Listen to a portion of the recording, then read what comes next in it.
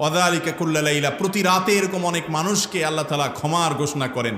ওই ব্যক্তি ক্ষতিগ্রস্ত, কপাল পোড়া, তার কপাল শেষ হয়েছে, সে ধ্বংস হোক। যে ব্যক্তি রমজান মাস পেয়েছে অথচ আল্লাহর দেয়া সাধারণ ক্ষমা সে পায় নাই, এইবার রমজানে কিভাবে তওবা করতে হয়, যেহেতু আল্লাহ সাধারণ ক্ষমা ঘোষণা করেন, দিনে কমপক্ষে 70 বার নামাজের শেষ বৈঠকে দোয়া কবুল হয়, সেজদায় দোয়া কবুল হয়, শেষ রাতে দোয়া কবুল হয়, জুমার দিন আসরের পরে দোয়া কবুল হয়, বৃষ্টির সময় দোয়া কবুল হয়, আজানের সময় দোয়া কবুল হয়, মুরগির ডাকের সময় দোয়া কবুল হয়। দোয়া কবুলের বহু জায়গা আছে। এই সময়গুলোতে বিশেষভাবে একটু মনে মনে আল্লাহর সাথে কথা বলবো যে আল্লাহ, আমি তো গত 1 বছর ধরে এত অপকর্ম করেছি, এত অন্যায় করেছি, এত অপরাধ করেছি, এত গুনাহ করেছি, যে আল্লাহ আমি তো আপনার নতুন করে রহমত পাবো, রহমত চাইবো, সে মুখই আমার নাই। আপনি আমার আগেরগুলাকে মাফ করে দেন। আমাকে এই যে রমজানটা আসছে, এই রমজানটা হতে পারে জীবনের শেষ রমজান। কত মানুষ, কত যুবক, কত বৃদ্ধ, কত মধ্যবয়স্ক, কত নারী, কত পুরুষ, কত শিশু, কত মানুষ চেনা অজানা গত রমজানে আমাদের সাথে ছিলেন, এই রমজানে নাই, চলে গেছেন। আল্লাহ, হতে পারে এটা আমার শেষ রমজান। রমজান হলো সারা বছরের, সারা জীবনের গুনাহকে মাফ করার সবচেয়ে বড় সুযোগ। আল্লাহ, এই সুযোগটা যেন হাতছাড়া না হয়, এই জন্য আগেরগুলো আপনি মাফ করে, ক্লিন করে, আমার প্রোফাইলকে পরিচ্ছন্ন করে আমাকে নতুন করে আপনার রহমতের উপযুক্ত করে দেন। এই দোয়াটা করবো তো ইনশাআল্লাহ।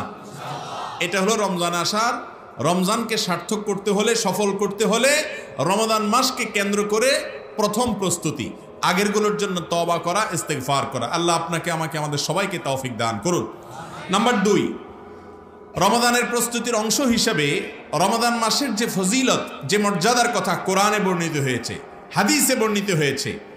আমি প্রায় সময় বলি, ইসলামের যত আমলের কথা, যত ইবাদতের কথা বলা হয়েছে, সালাত ছাড়া অন্য কোনো আমলের এত ফজিলত, এত মর্যাদা, এত বেশি গুরুত্ব বর্ণনা করা হয়েছে সিয়ামের ব্যাপারে, রোজার ব্যাপারে, যে রোজার চাইতে অন্য কোনো আমলের এত ফজিলত নিয়ে এত হাদিস নবী করিম সাল্লাল্লাহু আলাইহি সাল্লাম বলেন নাই। এত বিপুল পরিমাণ ফজিলত বলা হয়েছে।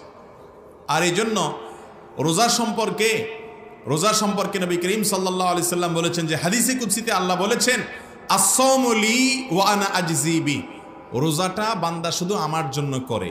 অন্যগুলোতে ভেজাল হতে পারে, রোজাতে ভেজাল হওয়ার সম্ভাবনা নাই, কারণ মানুষের সামনেও পানাহার করে না, মানুষের লোকচক্ষুর পেছনেও পানাহার করে না, সব সময় সে পানাহার বর্জন করে। তার মানে এটা আল্লাহর জন্য, অন্য কারোর জন্য না। অন্য কারোর জন্য হলে তো একাকে গিয়ে খাইতো চুপে চাপে, সেটা তো খায় না। যে ব্যক্তি সবার সাথে চিটারি করে, কথায় কথায় মিথ্যা বলে, সেও যদি রোজা রাখে, রোজা রেখে একা একা রুমে কেউ নাই, সেখানে ক্ষুধা লাগলেও সে খায় না, পিপাসা লাগলেও পান করে না, তার মানে এই ইবাদতটা পিওর আল্লাহকে সন্তুষ্ট করার জন্য। আল্লাহ দেখছেন এই বিশ্বাস তার মধ্যে।